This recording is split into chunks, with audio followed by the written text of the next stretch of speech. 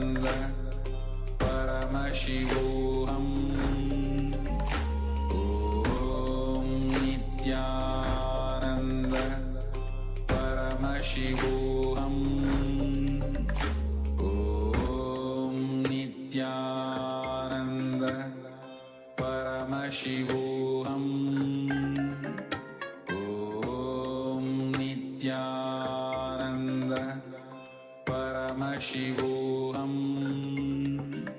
Om Nithyananda Paramashivoham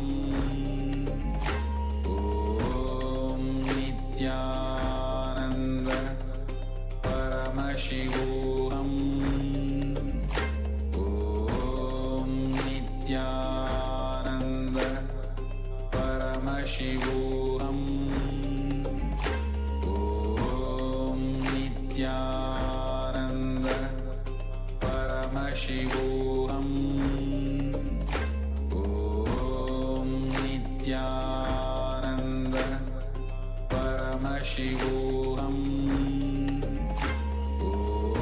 Om Nithyananda Paramashivoham Om Nithyananda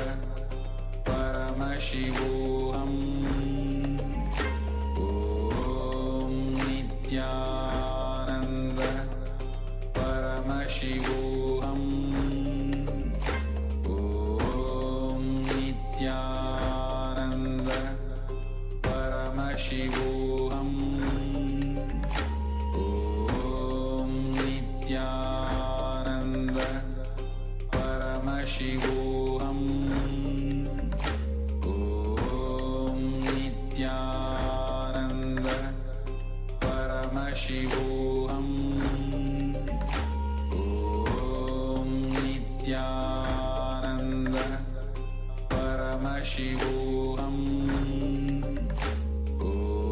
Om Nithyananda Paramashivoham Om Nithyananda Paramashivoham Om Nithyananda Paramashivoham Om Nithyananda Paramashivoham Om Nithyananda Paramashivoham Om Nithyananda Paramashivoham Om Nithyananda. Yes, Nithyanandam. First of all, we would apologize for the technical glitch, for the delay. We complete with all of you for that. And now we will be moving to the next segment in today's day of Paramashivoham Level 2. So the next segment is going to be on the Ishavasya Upanishad, which deals with the thought current about the science of existence. Here the Supreme Pontiff of Hinduism is revealing to us about the science of existence, the nature of reality, through the lens of Ishavasya Upanishad, which is the first and foremost Upanishads in the entire series of the Upanishadic literature in Sanatana Hindu Dharma. So let's now begin this segment. And before we enter into the powerful cognitions as revealed by Swamiji, let's take a short quiz and have a quiz for all of you. So this question, the question for this quiz is, what is the base material of this world? What is the base material of this world? Is it air? Is it water? Is it the atom?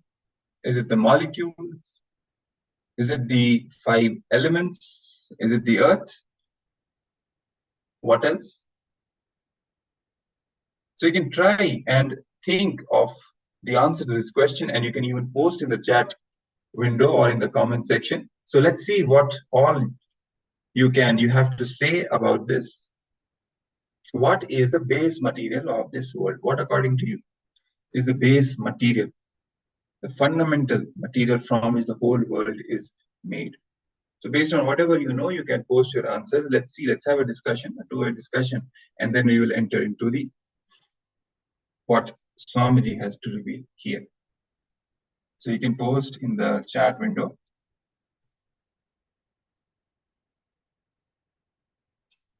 What, according to you, is the base material of this world? So meanwhile, as you are all answering,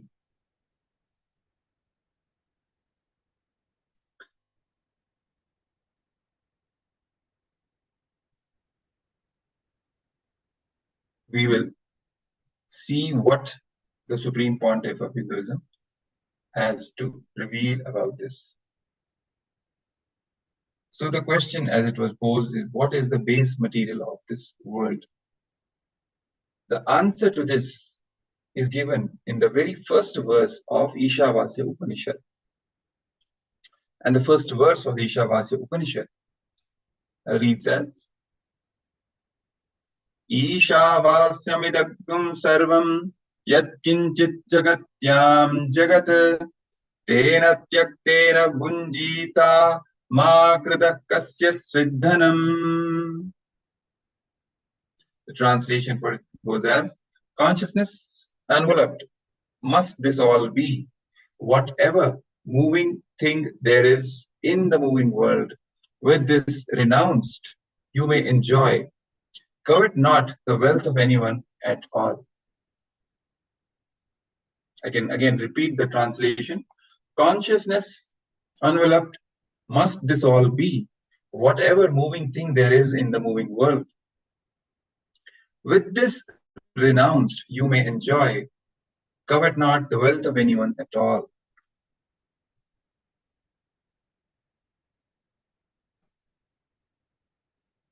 So now addressing the question which was posed at the beginning, what is the base material of this world? In this shloka, Isha, the first word, Isha Vasamidam, the Isha means consciousness which has all the auspicious qualities and which is causal, actual material source of everything. So the word Isha in this verse of Ishavasya Upanishad, the first verse, it captures the very essence of the whole verse. It captures the very meaning of the word consciousness, which has all the auspicious qualities and which is the causal, actual material source of everything. It is not just the source of these plants, stones, us. It continues to permeate, fill all of us, and everything is, even when we are in this form. The consciousness is not just the source, it is the base. Not just the base material, it continues to be the base which keeps the material together in this shape. So consciousness, which is explained by the word Isha in this verse, is not just the source of this world, but it continues to be the base material which keeps this whole world together. Even after its creation, consciousness still continues to pervade everything, exist in everything. So it is not just the source in that sense, in so-called chronological sense, but it is the base material with which the whole world is created and continues to be the base material which keeps the world together in the form that it is in.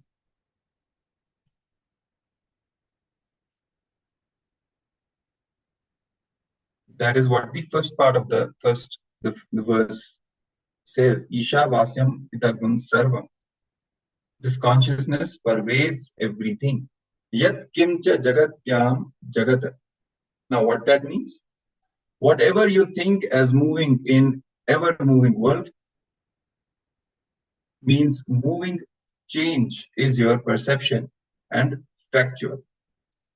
Many times your perception is not factual, your factual is not the truth, and your truth is not reality. Let us now understand what is this fact, truth, and reality, because that would make us understand the second part of this verse, Yat Kincha Jagatyam Jagata, much better. Because the meaning of it is whatever you think as moving in ever-moving world, which is pervaded by consciousness. Now, what does it mean, moving in ever-moving world? So the change is your perception and fact. So now we are trying to understand what is this perception, fact, truth, and reality. Because many times our perception is not factual, our factual is not really the truth, and our truth is not really the reality. Now, to delve deeper into this aspect, let's have a second round of the quiz. The second question: how can we measure reality? So you can post your answers, whatever you think is the answer to this question. How can we measure reality? Statistics or experiential surveys or senses,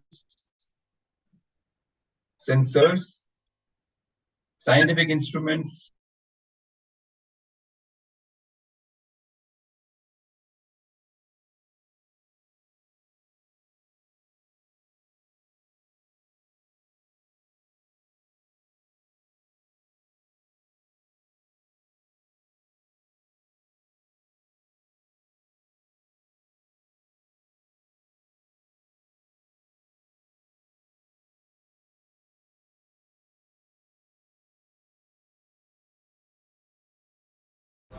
Paramashivoham Om Nithyananda Paramashivoham Om Nithyananda Paramashivoham Om Nithyananda Paramashivoham Nithyananda Paramashivoham Om Nithyananda Paramashivoham Om Nithyananda Paramashivoham Om Nithyananda Paramashivoham Om Nithyananda Paramashivoham.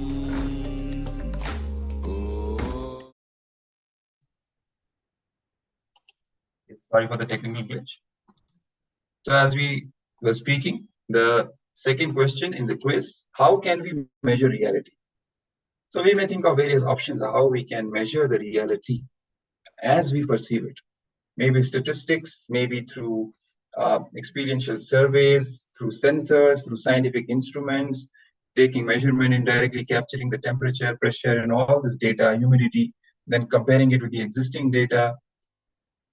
And what does quantum mechanics say? Because that has its own explanation of the reality, which is deeper, the classical sense and the classical model, which explains the reality, the way we perceive it in day-to-day world. So these are various options. And what else? What else do you think are the ways to measure the reality?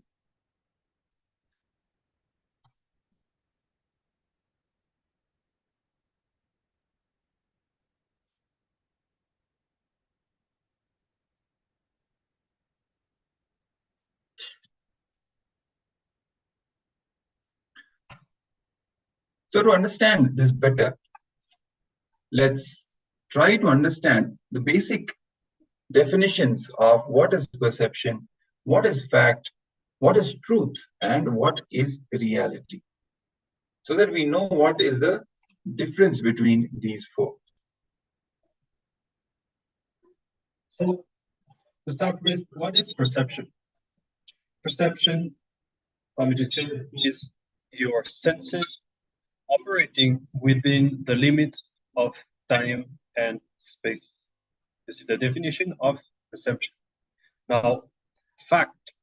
Fact means your senses operating beyond the boundaries of time and space.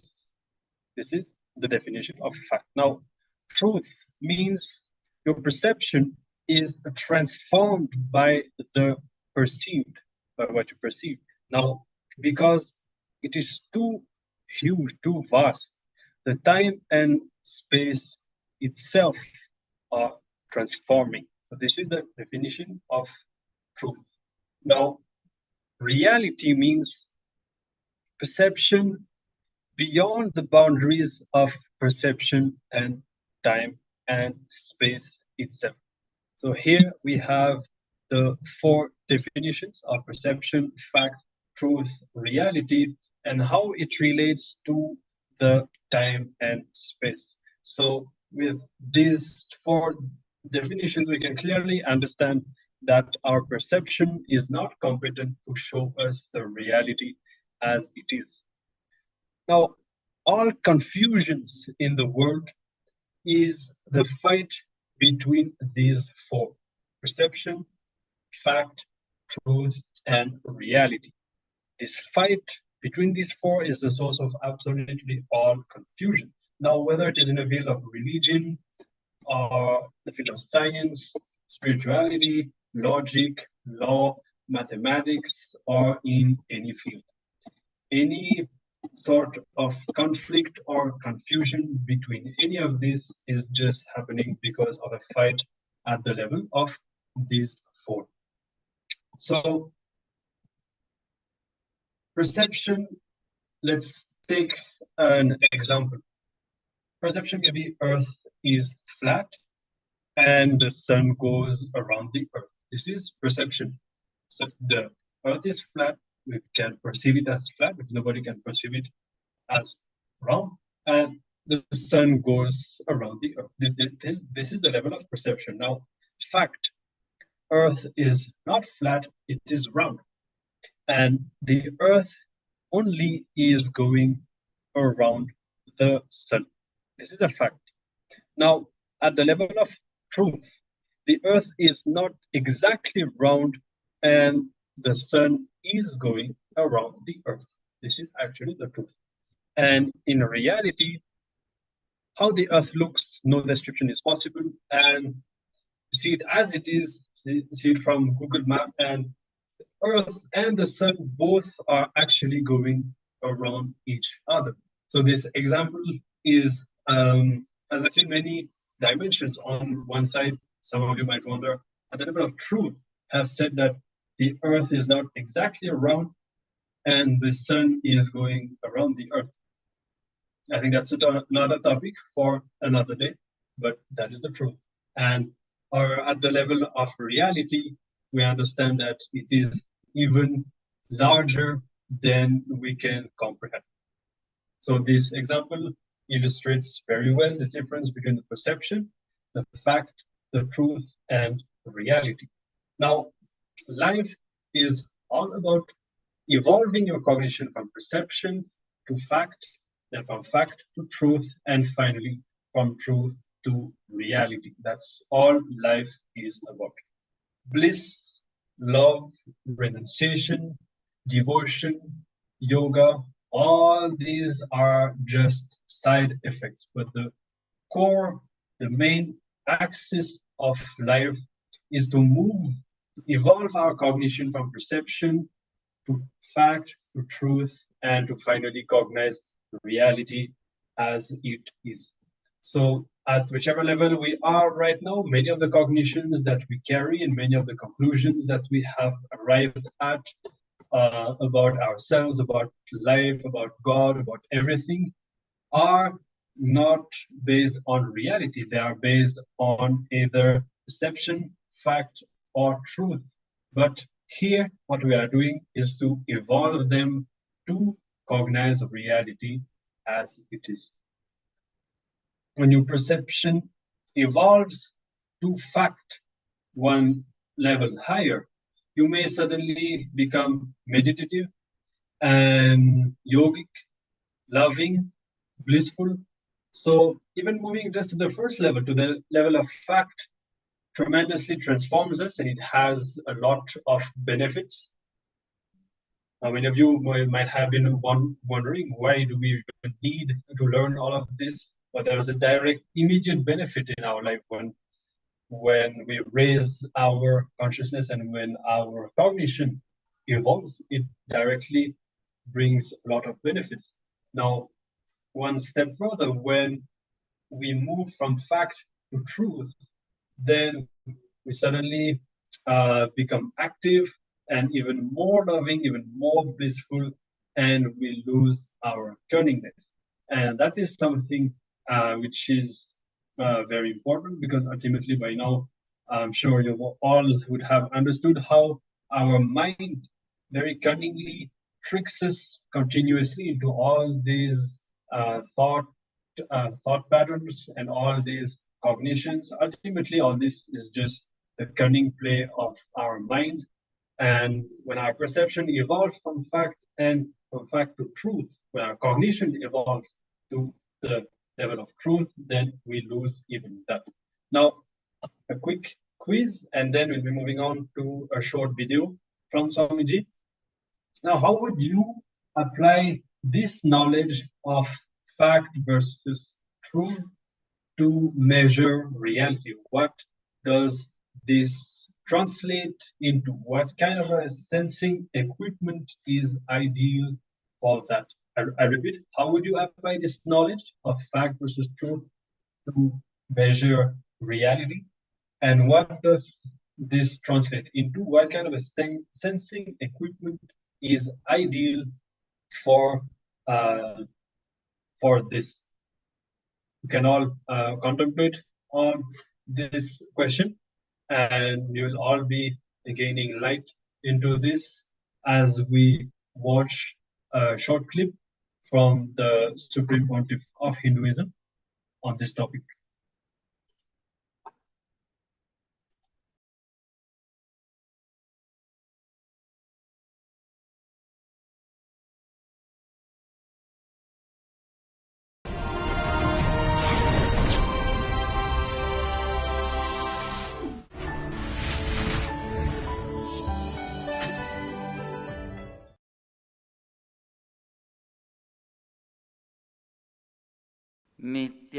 नित्यानन्देश्वर समारम्भाम् नित्यानन्देश्वरि मध्यमाम् अस्मदाचार्यपर्यन्ताम् वन्दे गुरुपरम्पराम्.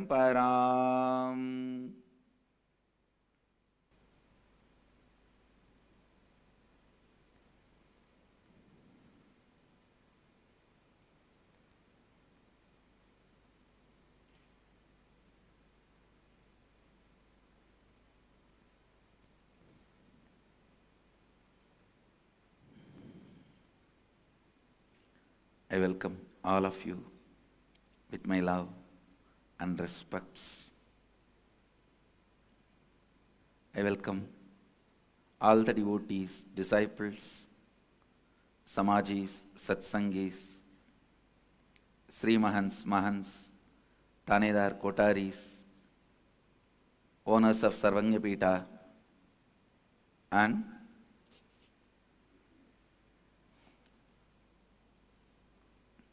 everyone who is sitting with us all over the world through Nithyananda TV and two-way video conferencing, having Nayana Diksha.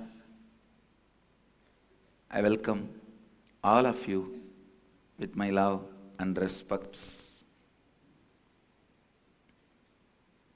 Today, 9th day of Venkateshwara Brahmotsava, Venkateshwara Srinivasa is gracing all of us on Swarna Gajavagana, the golden elephant vehicle.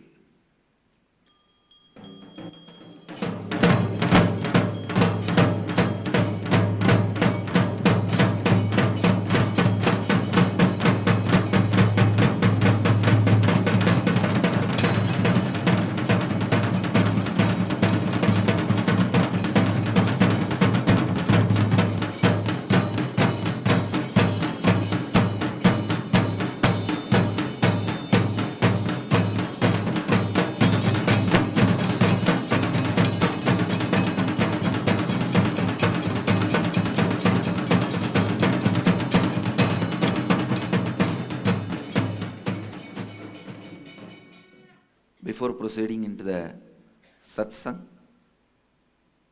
I also wanted to offer my respects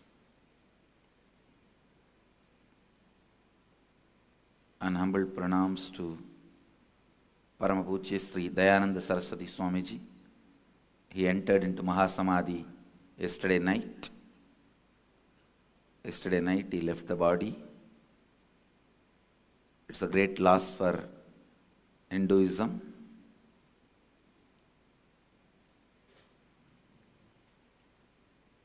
He worked tirelessly to revive Sanatana Hindu Dharma, not only as a authentic teacher of Brahma Vidya, very responsible Hindu social leader, very responsible Hindu sannyasi, one of the most powerful Hindu guru. He voluntarily decided to enter into Mahasamadhi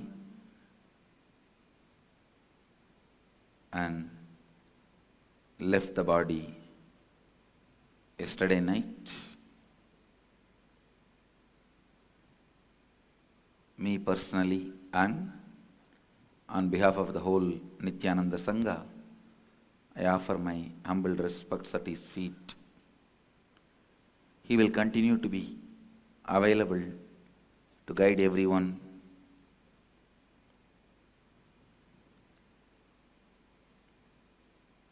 I'll enter into Isavasya Upanishad, 13th verse. Please chant along with me. Anyadevahu Sambhavat Anyada Hurasambhavat Iti Shushrumadhiranam Ye Nastat Vichachakshire. Please repeat along with me. Anyadevahu Sambhavat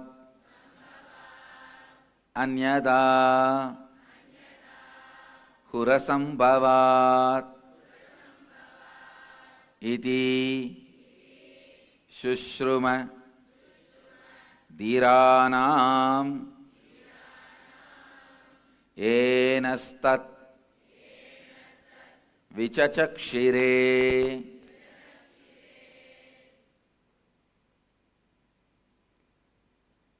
Anyadevahu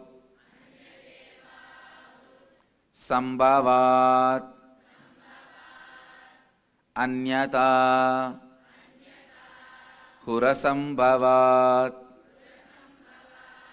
Iti Shushruma Dhiranam Enastat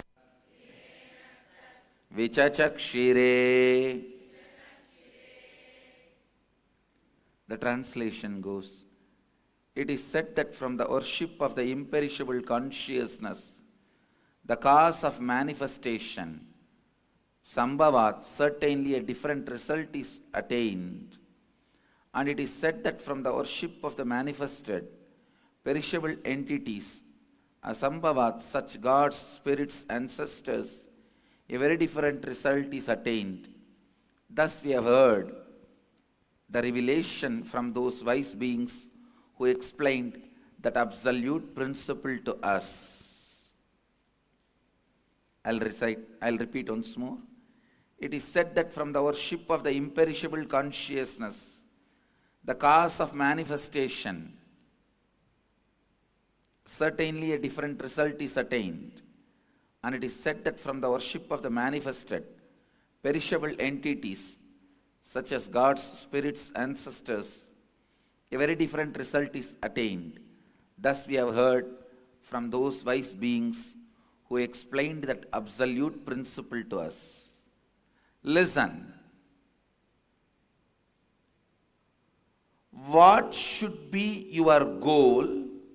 What needs to be worshipped? What should be the ultimate cherished object of you? That question is being analyzed and answered here. Listen. What should be the cherished goal? Please understand.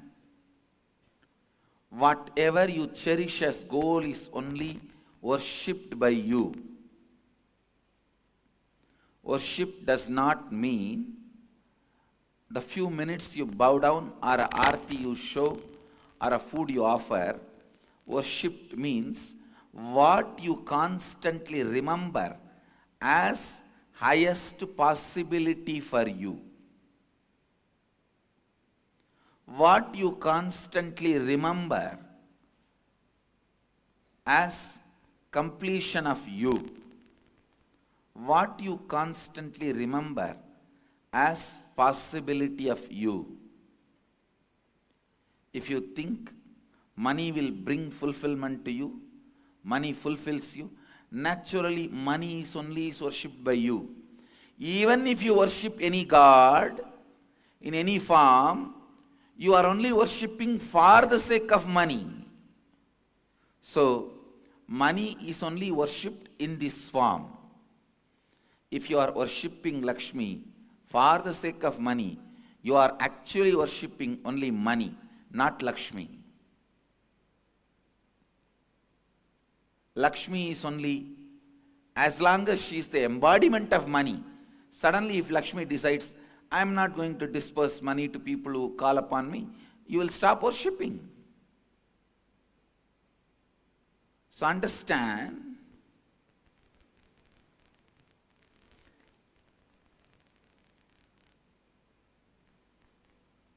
if you are worshipping Saraswati just for knowledge, you are only worshipping knowledge. Whatever you think as the fruit of your life, whatever you think is needed for your completion, whatever you think is needed for your fulfillment, what you think as the better half of you, the other part of you, listen.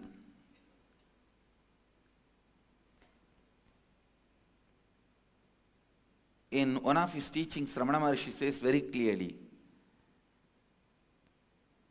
it is very difficult to feel the spirituality, the spiritual conscious awakening is what is required for you to feel fulfillment. Because most of us never become sensitive enough to perceive the ultimate truth as it is. Understand, our perception always gets stuck. You think, if I am healthy, I am complete. If I am free from the problems I am going through, I am complete. If I have wealth, I am complete. If I have financial freedom, I am complete. If I have this freedom, that freedom which comes due to this reason, that reason, I am complete. Understand, even to perceive, it is spiritual awakening.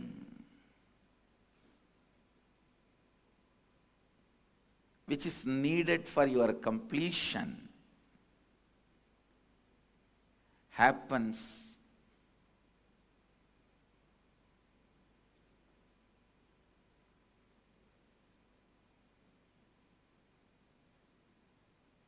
after many lifetime maturity.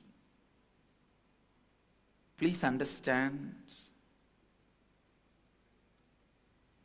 it takes many lifetimes to achieve maturity. It takes at least 100 life in pursuit of wealth, finally for you to realize wealth is not the better half of you. It takes at least few hundred lives of pursuit after the power and position for you to realize the power and position is not going to lead you to completion. It takes almost few thousand janmas. The harmonally inspired relationships, making or breaking, is not going to bring completion to you, I tell you.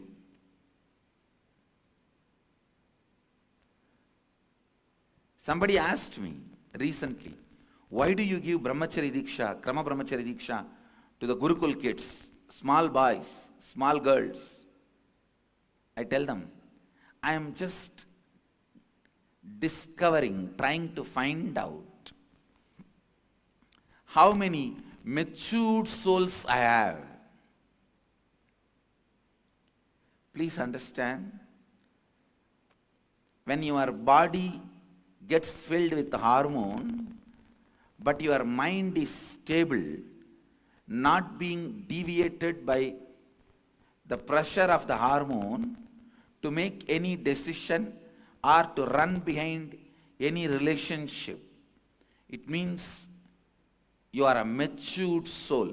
For janmas, you went behind the hormone-based relationships, hormone-inspired relationships, and you understood completion cannot be achieved by it. If you have not understood, the moment hormonal actions and reactions starts happening, you will start looking around.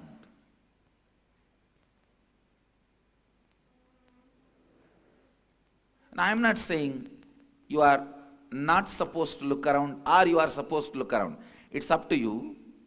When you start looking around, naturally I tell you, drop the Krama Brahmachari Diksha. It's very rare. After many janmas, the intelligence to handle the hormonal pressure ripes. Understand, but it ripes.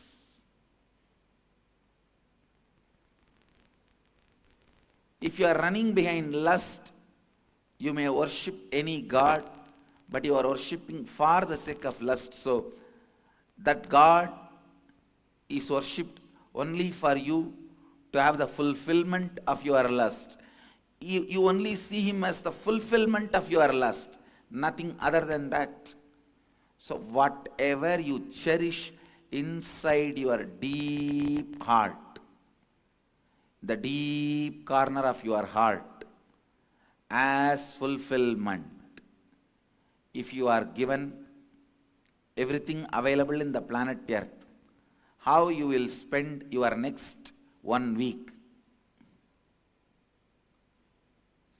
You are worshipping that, understand? If you are given everything available on the planet Earth suddenly,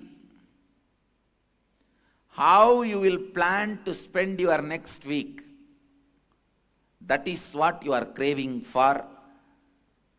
That is what you are worshipping. Upanishad talks about what you are worshipping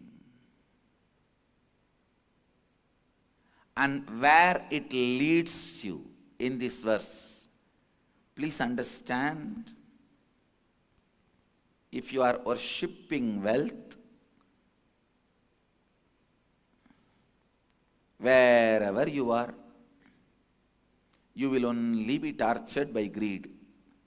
If you are worshipping lust, wherever you are, you will only be worshipping or you will only be torturing yourself in hell.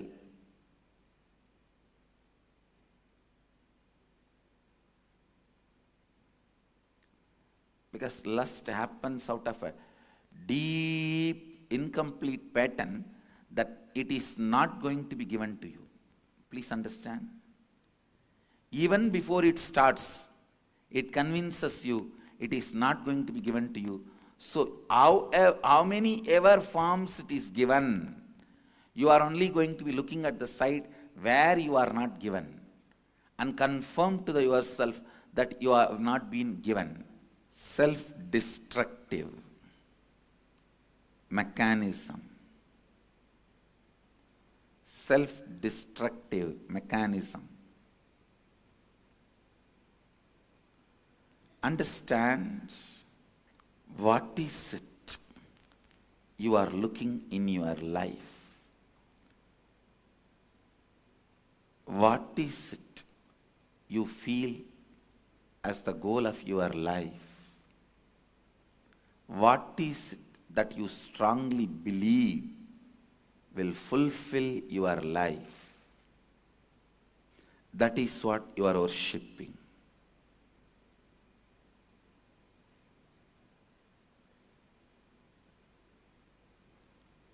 That is what you are worshipping.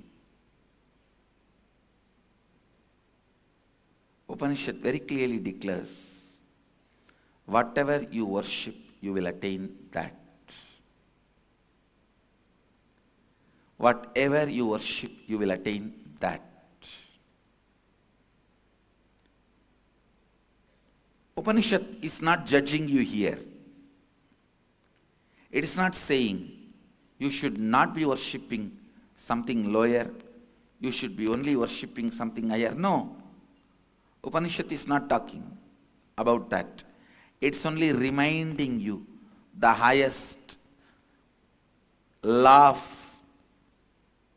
existence. Please understand, always the absolute teaching is not telling you what to do or what not to do, but just reminding you what is. Reminding you what is will automatically make you what you need to do. Upanishads have nothing to do with vidhi, nisheda, do's and don'ts. It has nothing to do with vidhi, nisheda, do's, don'ts. It just reminds you the ultimate truth. It just reminds you the ultimate possibility. It just reminds you what is the truth. It just reminds you whatever is ultimate. It just reminds you the reality. Look in. Find out what you are worshipping. Is it power? Is it money? Is it name and fame? Or is it the enlightenment, the conscious awakening?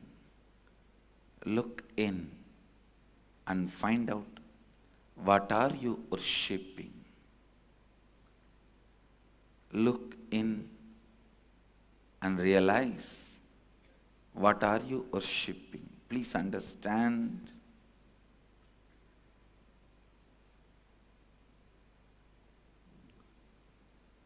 Even if you try to look in,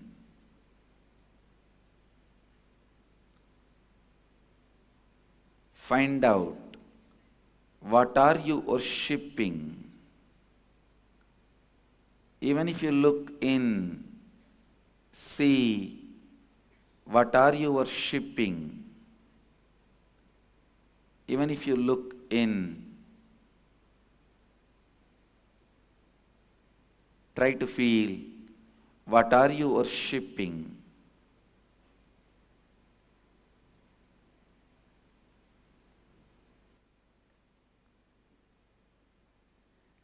The very looking in will evolve your perception. Understand?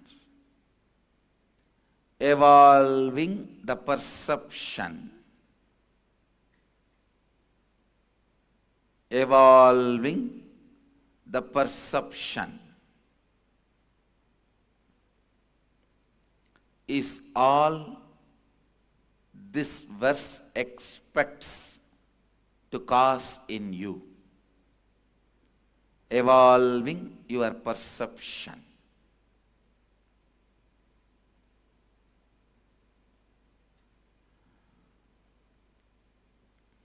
Evolving what you perceive about life. Evolving what you perceive as life. Evolving what you feel as life. Evolving what you experience as your fulfillment. Please understand. I wanted to remind once more, nowhere Isavasya Upanishad is ready to tell you what is right and what is wrong, but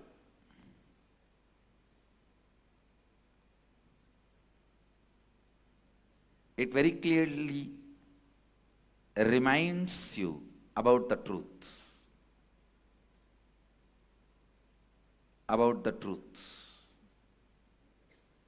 I'll repeat the verse and the translation. Anya devahu sambhavat anyatahu rasambhavat iti sushrumadhiranam yenastat vichachakshire.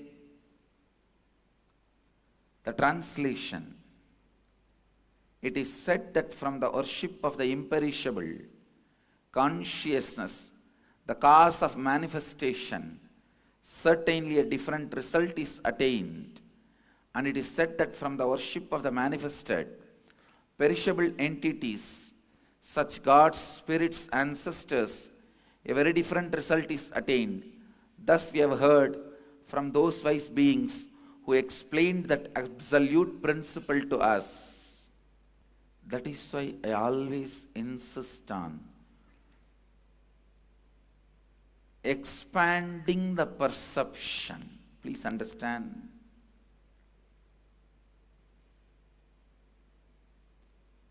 Even if you build the body with yoga, what's the use? You may live 200 years.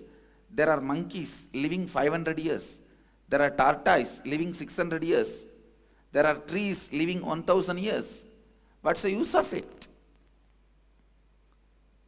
The number of years you live, breathe, is not the goal of yoga or Hindu tradition.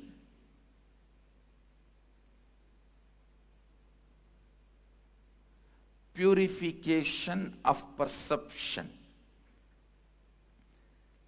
expansion of perception is essence of Hindu tradition. Expansion of perception is the essence of Sanatana Hindu Dharma. Upanishads are not saying don't worship something lower, worship something higher. No.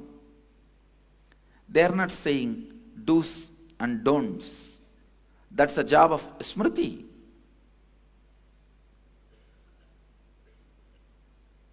Upanishads are not giving any vidhi and nisheda, do's and don'ts. It's only gently reminding you the law of existence. The law of cosmos.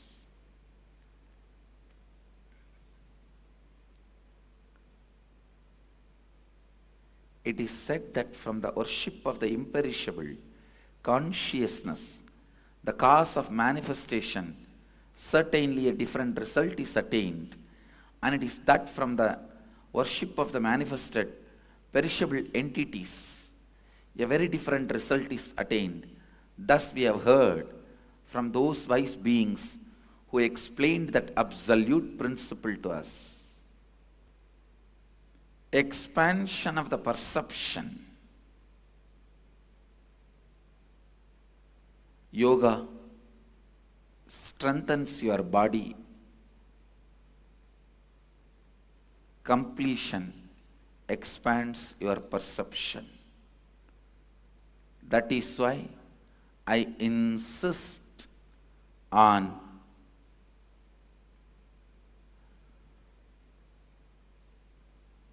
bringing completion to your perception. Bring completion to your perception. Bring completion to your perception.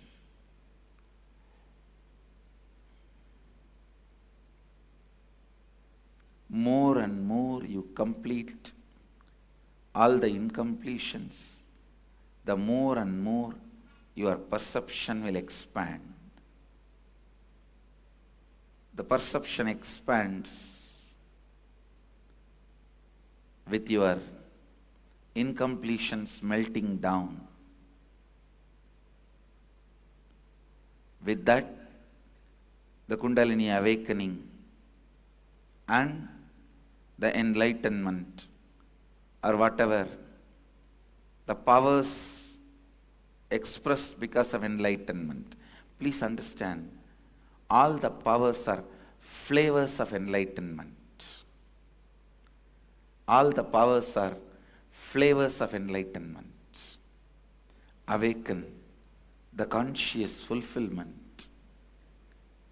Awaken the need for conscious fulfillment in you. Awaken your larger perception about life. You will see Kundalini awakening happens. You will see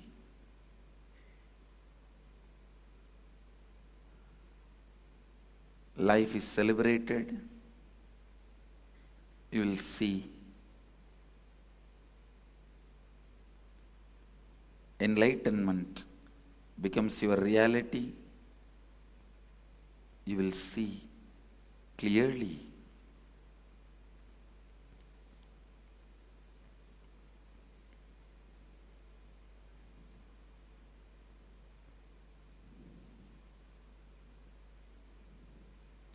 What Upanishad is trying to declare through this verse. Anyadevahu sambhavat, anyatahu rasambhavat, iti shushrumadhiranam, enastat vichachakshire, will become reality in you. It will just become reality in you.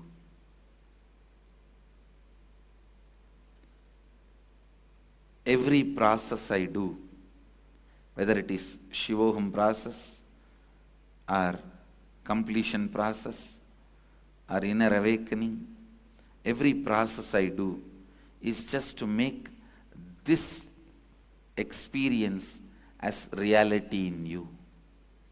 To make this as reality for you, everything is done. Everything is done just to make this as reality in you. Anyadevahu sambhavat, anyatahu rasambhavat, idi shushrumadhiranam, enastat vichachakshire. It is said that from the worship of the imperishable consciousness, the cause of manifestation,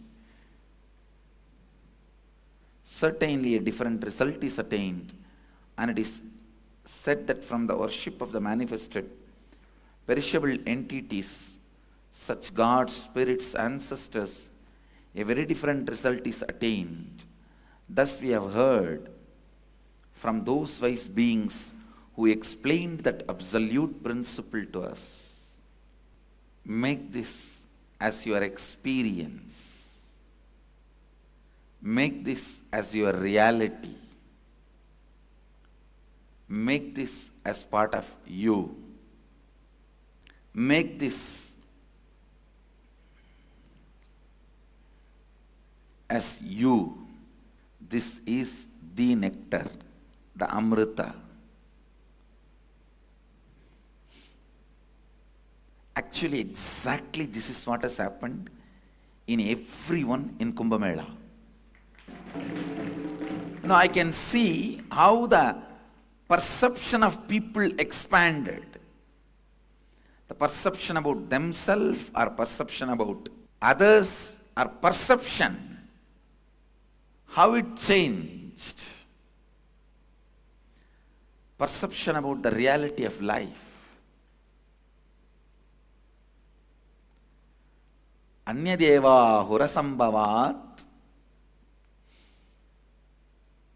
I have seen in Kumbh Mela what people worship started changing.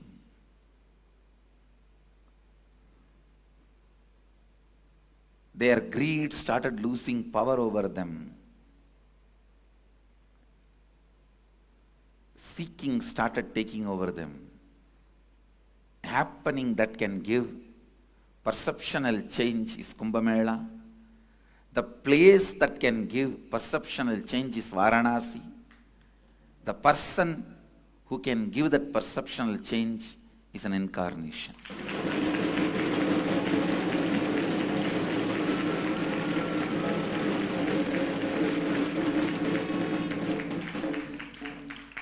If you missed Kumbh Mela, don't worry. Still Varanasi is calling you.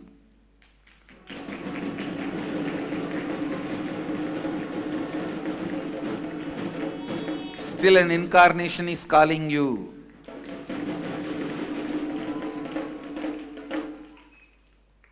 Breaking your lower perceptions and expanding it into higher perception is breaking your karma pattern.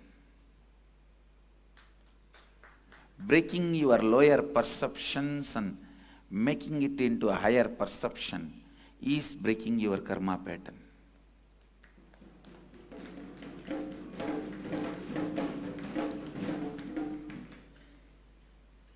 Come to Varanasi to break your karma pattern.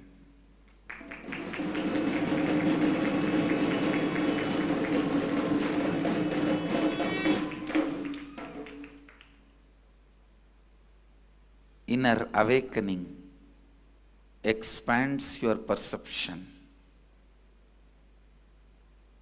Inner awakening is calling you. Inner awakening expands your perception. Inner awakening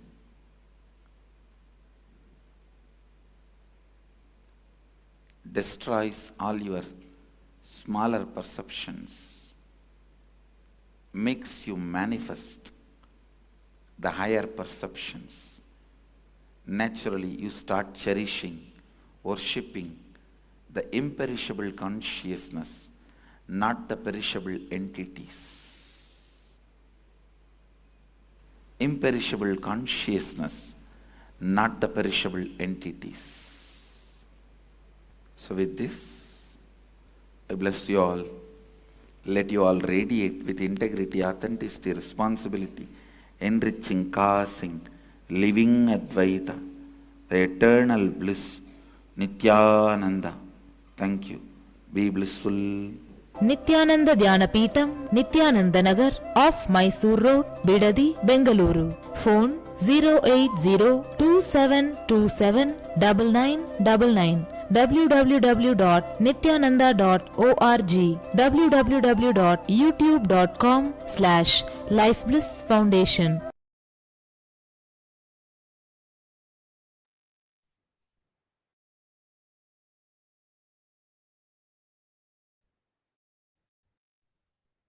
Yes. Now, I hope you all enjoyed this video. and his revelations from Swamiji. Now, how can you tell you are receiving truth or reality? Let us look into that and with a small story. So there were 4 men traveling in a fire. There were only 3 parachutes available. Now, the first person, in a panic, took a parachute saying, I just got married, my wife is waiting for me, and claiming that he has all the best reasons in the world, and he just jumped. Now, the second person declared that I am the most intelligent person on earth, and planet Earth needs my intelligence, claiming to be a very great being, and for the sake of the world that he should save his life, and he jumped. Now, one of the passengers was an old man, and he told the other remaining person that I am old already, but you have your whole life ahead of you. So you take this parachute and jump.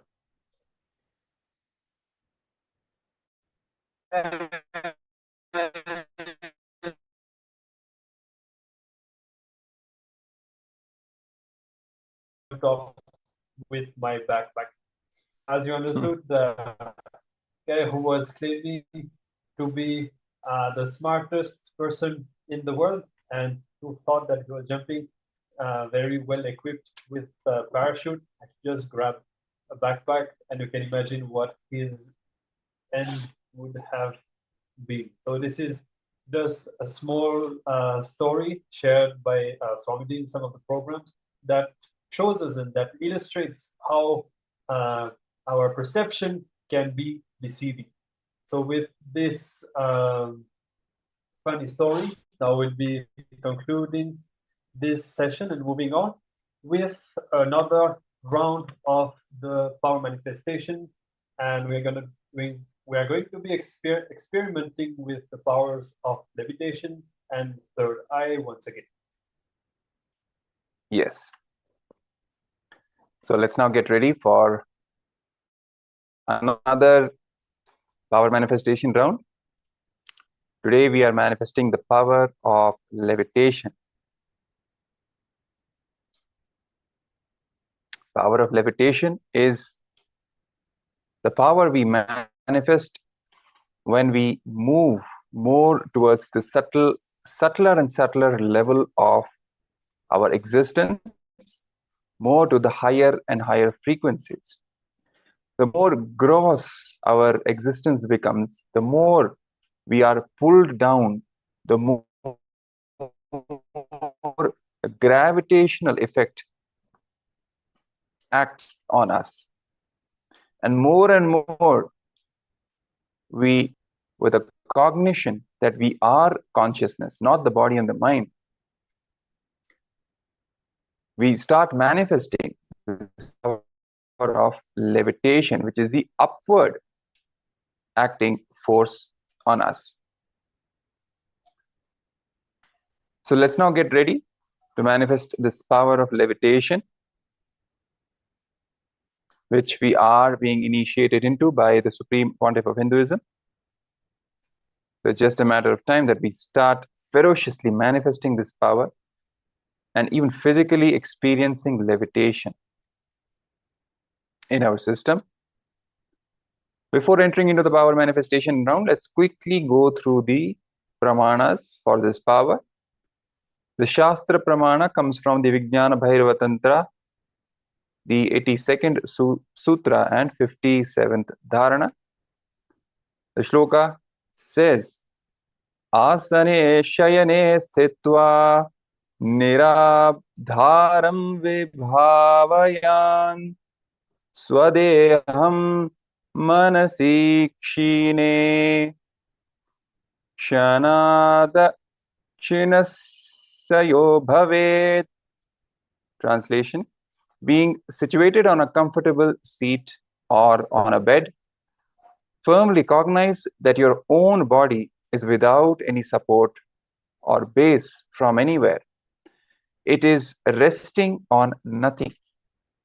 By holding this cognition, when the mind becomes worn away and thoughtlessness arises, then in an instant one becomes weightless and experiences the space beyond the mind, the space of Paramashiva.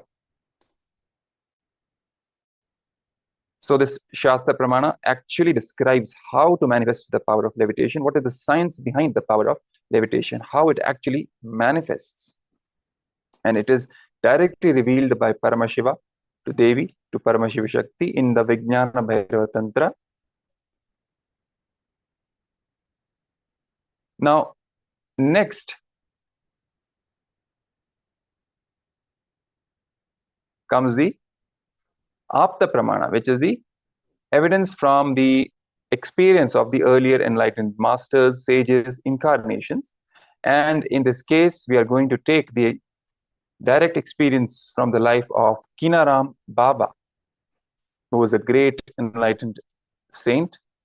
So Kinaram Baba is one of the great Aghori who lived in Varanasi, and his recorded biography goes to 440 years of life. Kinaram Baba used to have a cot.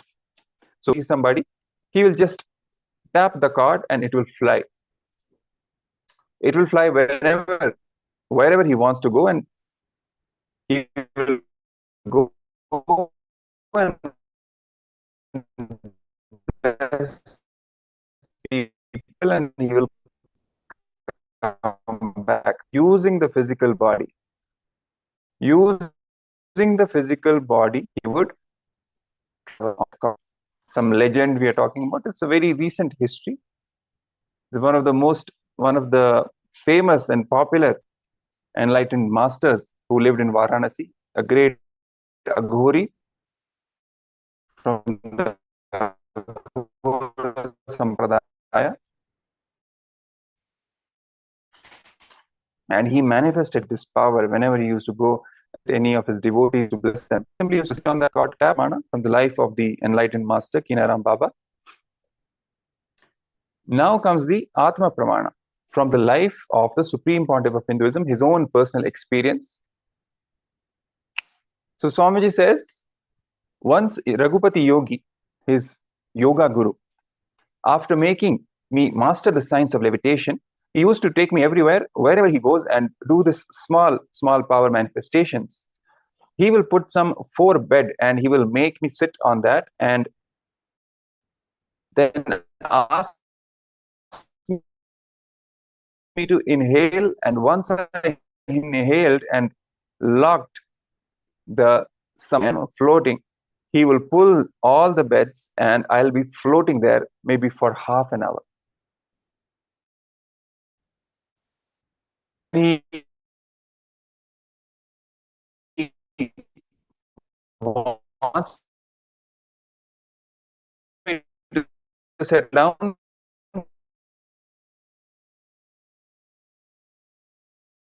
to put 4 beds and made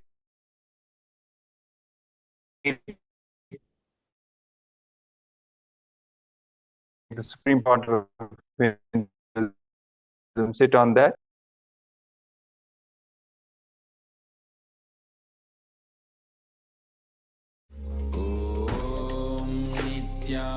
Nithyananda Paramashivoham Nithyananda Paramashivoham Nithyananda Paramashivoham Nithyananda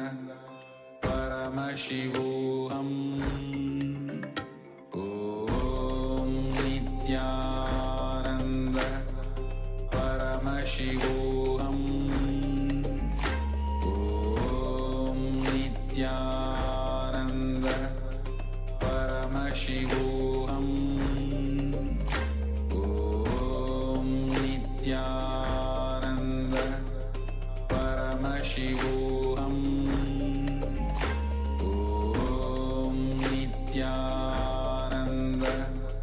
Paramashivoham Om Nithyananda Paramashivoham Om Nithyananda.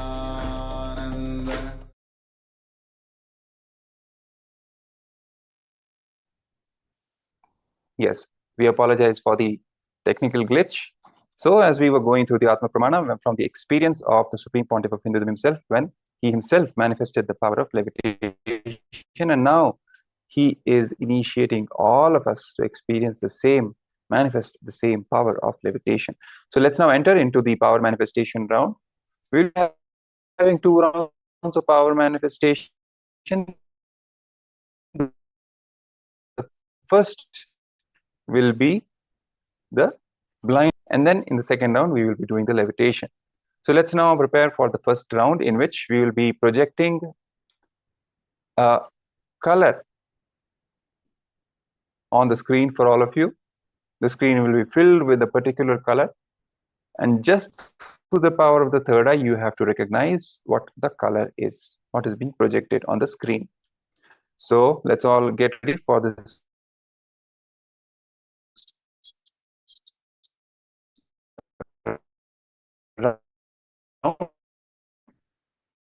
Let's all tie our eyes with the eye band or the blindfold.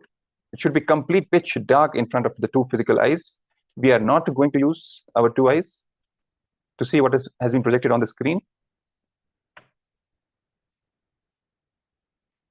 So please tie your eye bands quickly before we project the color on the screen. So we are going to connect with Swami, chant Mahabharata, Om Nithyananda Paramashivoham, invoking the space of oneness with him, visualizing the third eye, requesting to reveal the color which is being projected on the screen, chanting the Mahabharata, completely surrendering to the Supreme Pontiff of Hinduism, requesting to manifest the power to us. And whatever is being revealed by Swamiji in your third eye, simply start verbalizing it. And in the end, you can share with everyone else what we revealed to you, and then we will verify against the actual color which is reflected on the screen. So let's now start the power manifestation round. Make sure all of you are blindfolded. You have your right hands tied in front of your eyes. So we are now projecting the color for all of you. Start chanting the power. Let's begin.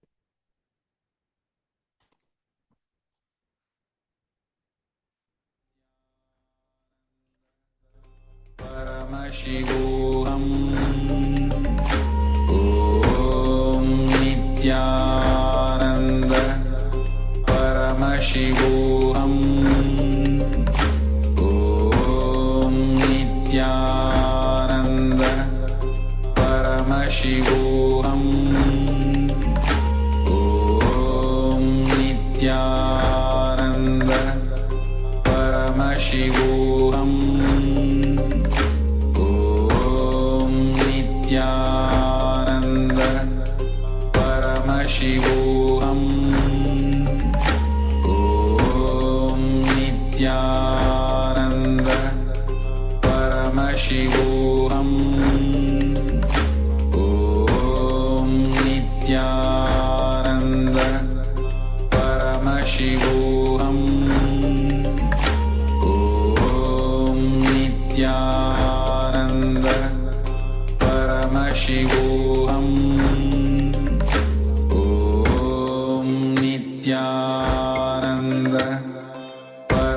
Paramashivoham Om Nithyananda Paramashivoham Om Nithyananda Paramashivoham Om Nithyananda Paramashivoham Om Nithyananda Paramashivoham Om Nithyananda Paramashivoham Om Nithyananda Paramashivoham Om Nithyananda Paramashivoham Om Nithyananda Paramashivoham Om Nithyananda Paramashivoham. Yes, so let's all relax. You can now all open your eye bands. Before we reveal the color to all of you, let's all share what was revealed to us in our third eye. You can put it in the chat or in the comment section on social media. So Vishwatanaya is saying that he has seen orange color. Okay. Mm-hmm.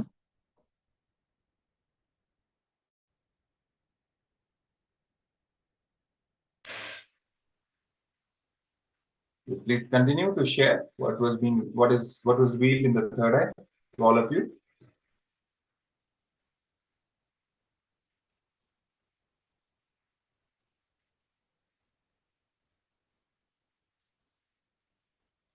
And he is also saying, or else it will be green. Okay. We'll be seeing shortly what the color was. Yes, anyone else?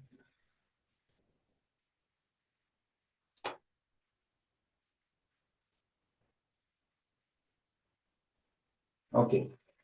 So let's now project for all of you the color. So that's the color. The very light blue, sky blue. That is the color. So for all those who saw this color or any other shade of blue as well, congratulations for manifesting this power.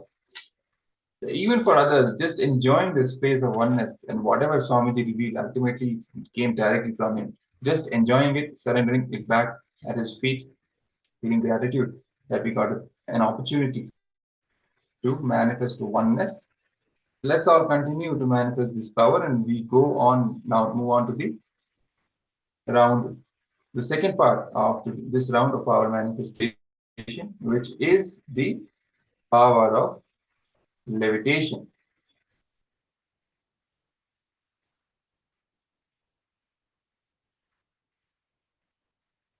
So let's all prepare for the power of levitation now, to manifest the power of levitation. Make sure you have the timestamp camera application switched on, ready to record the video so that you can record yourself while you are manifesting this power. The guidelines for all of you: sit cross-legged on the floor. If you're not comfortable, you can sit on the chair with your head, neck, and spine in a straight line. Remember Bhagavan Paramashiva in your third eye, carrying the space of absolute unclutching to experience the state of Paramashiva, complete completion to experience the space of Paramashiva, oneness to experience the powers of Paramashiva, Tyaga as Paramashiva is your only strength, now declaring complete integrity with Bhagavan to experience the being of Paramashiva. In deep listening, vibrate with the intense chanting of the Mahavakya, Om Nithyananda Paramashivoham.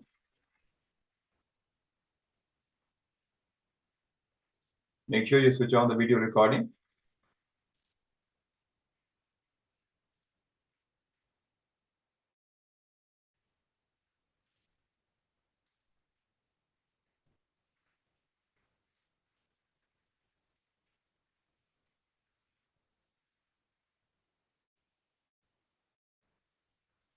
Now bring your restful awareness on your third eye as you'll be watching a oneness capsule along with this power manifestation round. And we have to all of us. We are not doing anything. All we have to do is just surrender to Him, declare our integrity, declare our oneness with Swamiji, and let Him manifest through all of us. And we will see how the power manifestation simply starts happening. And you will experience your body will start vibrating in the beginning and becoming lighter and lighter. That's how this whole experience of our manifestation will happen. So let's all now enter into the power manifestation round. So what all you experience, if you experience your body feeling light like a feather, or you start feeling that those upward kind of pulls, whatever you experience physically or even psychologically, just let it happen. Don't try to restrict anything or judge yourself or seeing it through any filter or any lens. Just let it happen. Whatever is happening, everything is auspicious, and directly Swamiji himself is manifesting through all of us. So we will be watching this oneness capsule. Watch this oneness capsule with all your three eyes, with restful awareness, just like you're looking at a rose, right? So the way you look at a rose, like that, similarly, just watch this oneness capsule and just sit unclutched and let Swamiji manifest through you. So let's begin.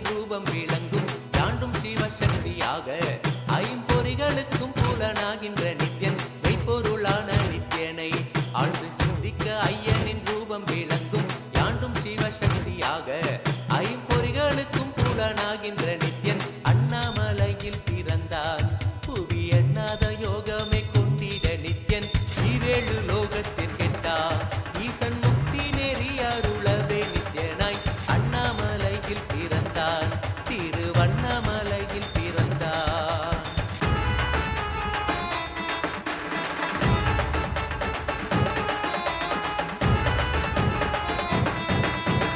உள்ளும் புறமும் இருந்து உயிர் பக்குவமாக்கிடும் பரமனாம் நித்யன் ஞானப்பாடி தங்கள் ஏழும் கொண்ட ஞானமும் ஆகியே ஆண்டிடும் நித்யன். உள்ளும் புறமும் இருந்து உயிர் பக்குவமாக்கிடும் பரமனாம் நித்யன் ஞானப்பாடி தங்கள் ஏழும் கொண்ட ஞானமும் ஆகியே ஆண்டிடும் நித்யன். அண்ணாமலையில் பிறந்தார் புவி எண்ணாத யோகமே கொண்டிட நித்யன் ஈரேழு லோகத்திற்கெட்டார் ஈசன் முக்தி நெறி அருளவே நித்யனாய் அண்ணாமலையில் பிறந்தார் நித்யன் அண்ணாமலையில் பிறந்தார்.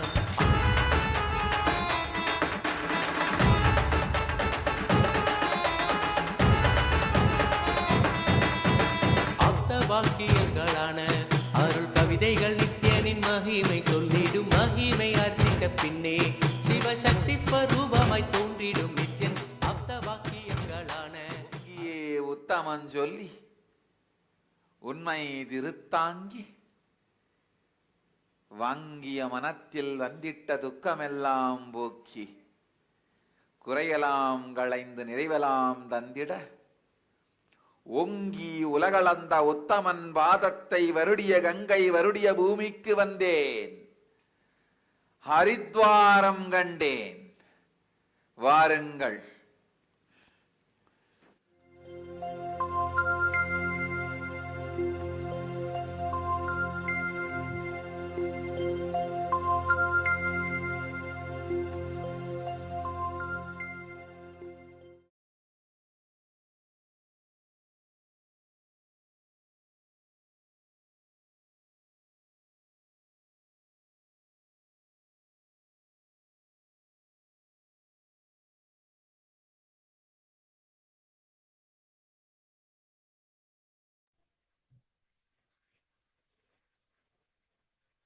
Yes.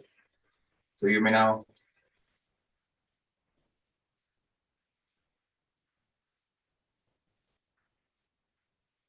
relax.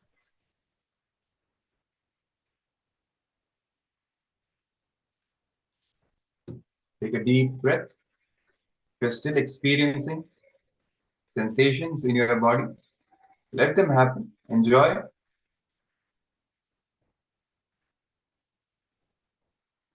It's all Swamiji's energy that is flowing through your system, gushing through your system. And it will manifest in various ways, bringing in deeper and deeper levels of unclutching, completion, and power manifestation.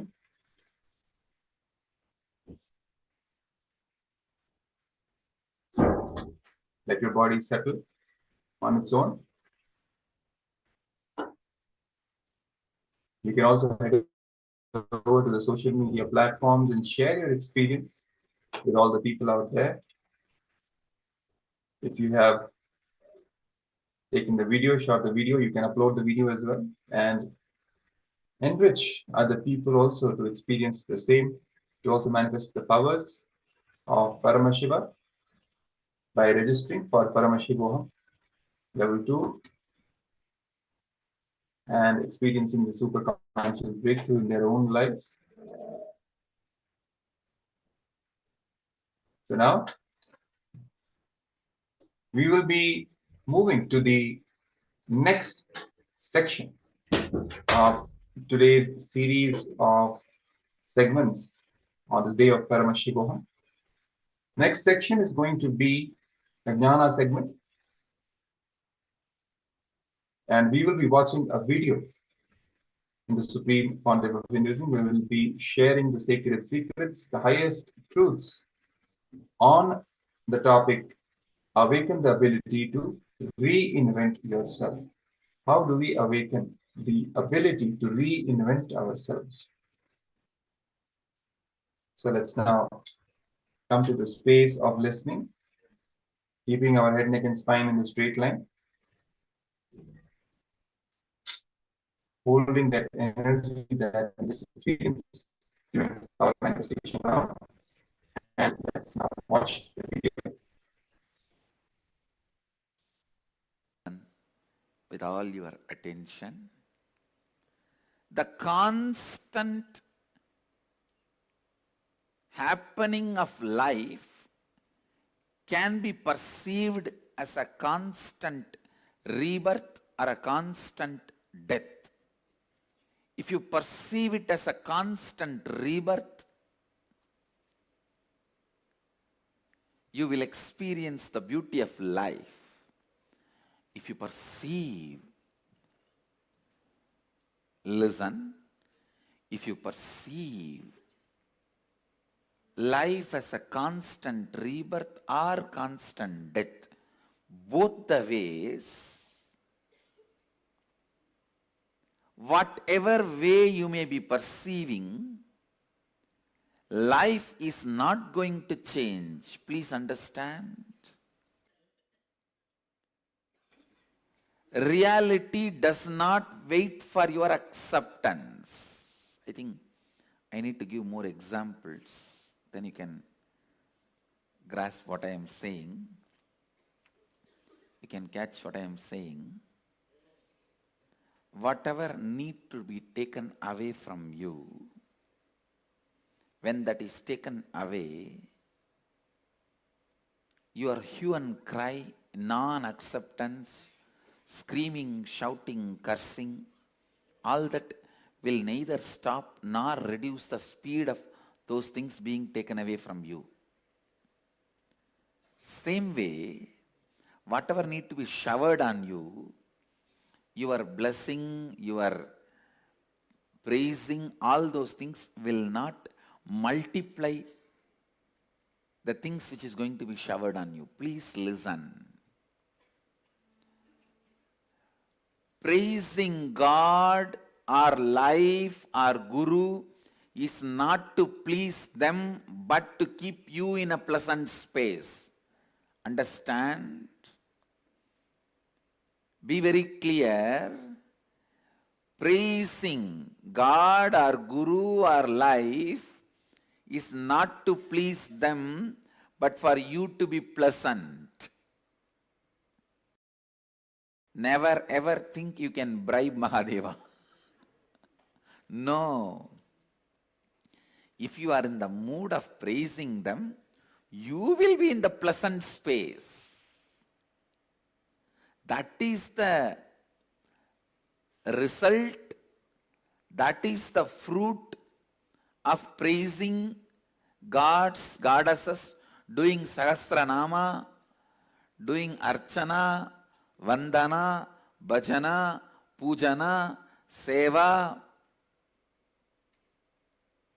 worshipping, chanting, serving, praising, all that is for you to be kept in the space of pleasantness.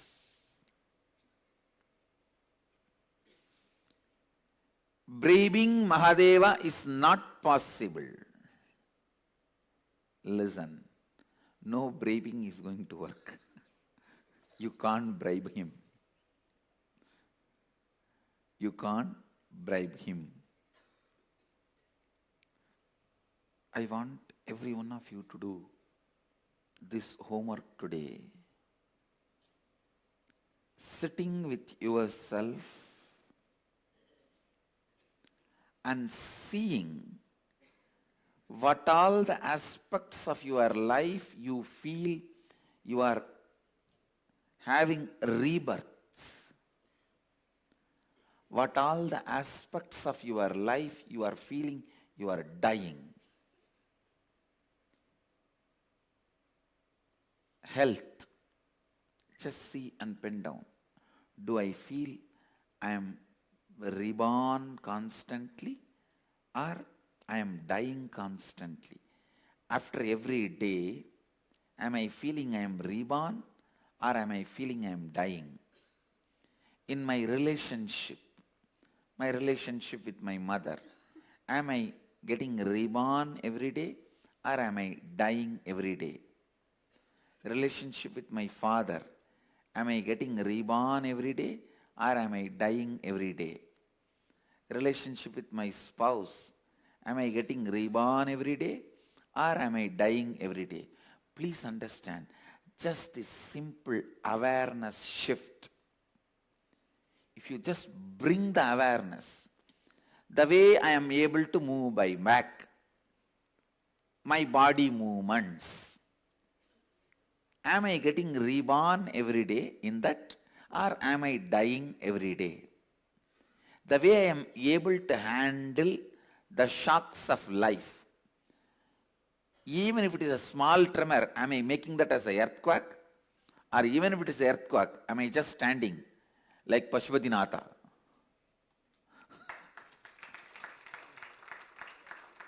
Understand, I want you to know, such huge tsunami, not a single temple got washed away. In India, that big tsunami, it is shocking because Tiruchendur, Kanyakumari, in all those places, every day wave touches the temple compound. Suddenly, in those areas, ocean is withdrawn. Not a single temple got destroyed. And such a huge Himalayan tsunami, Kedarnath is standing. He is just standing. Much stronger, modern, recent day RCC buildings disappeared. Kedarnath is standing. Nepal, not even one crack. Pashupatinath, so many other things collapsed. Pashupatinath is standing. I tell you, our Hindu temples are designed in tune with all the Panchabhutas. So Panchabhutas don't destroy Hindu temples. The sixth Buddha. We apologize for pausing the video midway. The reason is that the most awaited segment of each day of Paramashivoham, that is the Darshan of the Supreme Pontiff of Hinduism, is going to start shortly. And we will be resuming the session, we'll be resuming with this video after the Darshan. But let's now be ready to prepare ourselves for receiving the Darshan of Swamiji of the Supreme Pontiff of Hinduism, who will be gracing all of us today in the form of Paramashiva's Simhagna Murti and blessing all the devotees and disciples, showering boons upon all of us. So let's now immediately switch over to the Darshan preparation, which has already begun, so that we are ready to receive the Supreme Pontiff of Hinduism as soon as he comes live for the Darshan. So let's now get ready for the Darshan preparation. Initiated all of us, if you have been observing this fast and doing it and how you are experiencing, take a moment and share your experience with us. You can post it on the Facebook, take a few minutes and share it with us. Today, as we all are getting ready for the darshan, as every one of us prepare for the darshan today, what we bring to you all is a very, very important aspect of Hinduism. In the last few days, we have covered various different aspects. We have understood about various different aspects of Hinduism, various different sciences from Hinduism. And today, what we are going to be discussing about, I would say, is one of the most important, one of the most core hubs of Hinduism, the epicenter of how the Hinduism flourishes in itself. And literally, Swamiji calls this aspect of Hinduism as the satellite center of Hinduism, where you can transmit various different high frequency energies. And I am talking about the temples. One of the most important, one of the most crucial aspects of a Hindu ecosystem a Hindu lifestyle is the temple. So, before we start, we'd like to ask you all a question. When was the last time that you looked at the night sky? When was the last time you looked up at the stars, the universe above you? Probably during your school, during the last full moon.